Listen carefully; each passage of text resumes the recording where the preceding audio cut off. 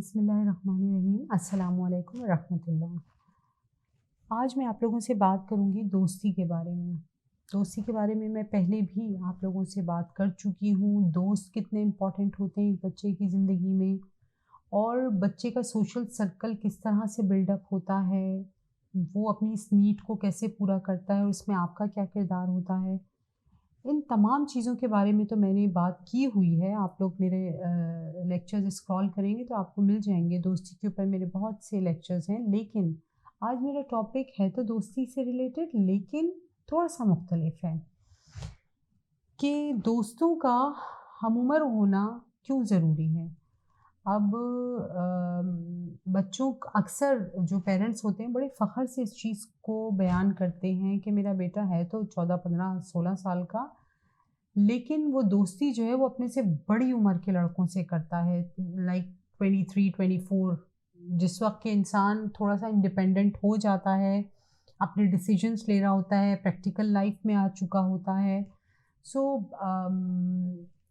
उस एज के लड़कों से आपका बेटा दोस्ती कर रहा है और आपके बेटे की एज है 15-16 साल।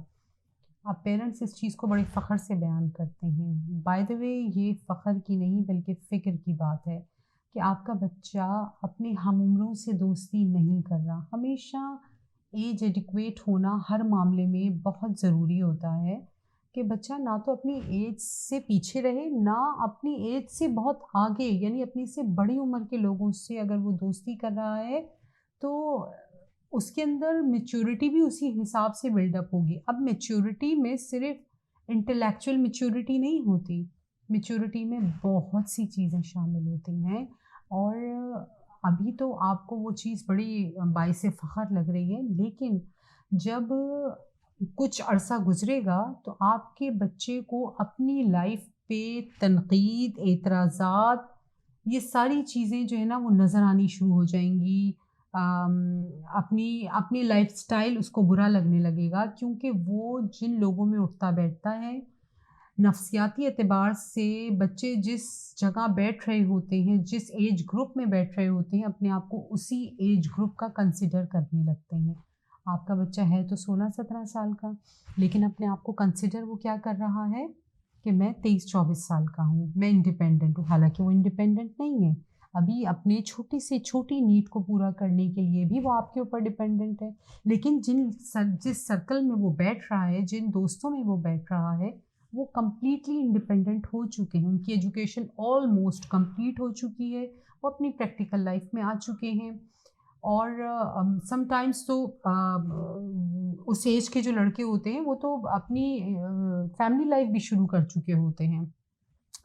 तो इस लेवल की मैच्योरिटी महज 16-17 साल की उम्र के बच्चे के लिए बहरहाल हेल्दी नहीं है। इसके नुकसानात जो मैं आपको बता रही हूँ, एक तो ये कि बच्चे को अपना लाइफ़स्टाइल बुरा लगने लगता है, फिर वो डिमांडिंग ज़्यादा हो जाता है। वो अपने लिए वो इंडिपेंडेंट लाइफ़ आप लोगों से डिमांड करने लगता है जिस सर्कल में वो बैठ रहा होता है। उस सर्कल में तमाम लोग एक इंडिपेंडेंट लाइफ़ गुज़ार रहे हैं, तो वो अपने लिए भी वही आपसे डिमांड करता है जो कि उसको घर से नहीं मिलती, और यहाँ पेरेंट्स और बच्चों के कॉन्फ्लिक्ट्स स्टार्ट हो जाते हैं। मैं ये बात कर रही हूँ, अगर वो सोहबत ऐसी है, मतलब वो अगर नॉर्मल भी है ना, तो उसमें इंस्पिरेशन, उसमें फ़ैसिनेशन तो होगी, लेकिन बच्चा उस कंपनी को बल्कि इस फ़ैसिनेशन को एन्जॉय कर रहा होगा, उस कंपनी को नहीं। उसका उस 23-24 साल के लड़के का सिगरेट पीना उसको फ़ैसिनेट कर रहा होगा। उसका गाड़ी लेके घर से निकलना और बाहर घूमने जाना फ़ैसिनेट कर रहा होगा। तो वो उस चीज़, उस फ़ैसिनेशन के पीछे भागने लगता है। दोस्ती उसमें बहुत कम होती है। दोस्ती हमेशा हम उम्रों से ही की जाती है। जामे तिर्मिज़ी की एक हदीस मेरे माइंड में इस वक़्त आ रही है कि इंसान अपने दोस्त के दीन पर होता है। अब इसका मफ़हूम मैं अगर आपको थोड़ा-सा एलैबोरेट करके बताऊँ तो अच्छे इंसान की सोहबत अच्छाई और बुरे इंसान की सोहबत बुराई लेकर आती है। तो इंसान को हमेशा दोस्ती करने से पहले ये सोचना चाहिए कि वो किससे दोस्ती कर रहा है। अब बच्चों में तो ये शऊर नहीं है।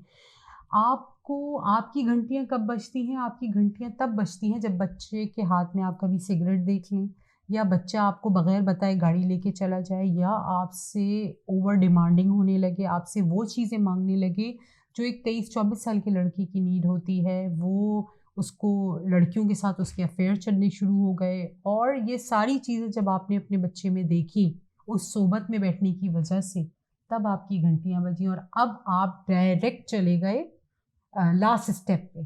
आप फर्स्ट स्टेप भी उठा सकते थे, उसकी कंपनी पर नज़र भी रख सकते थे कि वो किस किस सोबत में बैठ रहा है, आया उसके दोस्त जो हैं वो उसके हमउम्र हैं भी या नहीं। और वो लास्ट स्टेप क्या होता है कि बच्चे को मारा जाता है, उस पे सख्ती की जाती है और उससे सारी चीज़ें ले ली जाती हैं, उससे मोबाइल फ़ोन भी ले लिया, गाड़ी की चाबी भी उससे ले ली। ऑल्दो वो अभी इमैच्योर ड्राइवर था, उससे उसको अलाउ किया हुआ था गाड़ी चलाना, अब वो भी आपने उससे ले ली। तो ये सारी पाबंदियाँ जब बच्चे के ऊपर लगने लगती हैं, ये होता है लास्ट स्टेप, जो कि आप लोग चाहते तो फर्स्ट स्टेप उठा के भी मामले को एक हेल्दी वे में सॉल्व कर सकते थे, लेकिन आप लोग चले गए डायरेक्ट लास्ट स्टेप के ऊपर, जिसका नतीजा, जिसके कंसीक्वेंसेस कभी भी हेल्दी नहीं होते। तो अब इसमें हमें ये देखना है कि दोस्तों का हमउम्र होना ही क्यों ज़रूरी है? 1 आध साल का फ़र्क तो चलता है।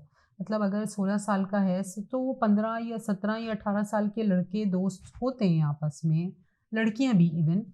लेकिन अगर इससे ज़्यादा उम्र के हैं तो आपका नुकसान इसके मैंने बताए, लेकिन इससे कम उम्र के भी अगर 2 बच्चा जो है वो दोस्ती कर रहा है, लाइक वो है तो 15-16 साल का, लेकिन वो 8-9 साल के बच्चे की कंपनी एन्जॉय कर रहा है।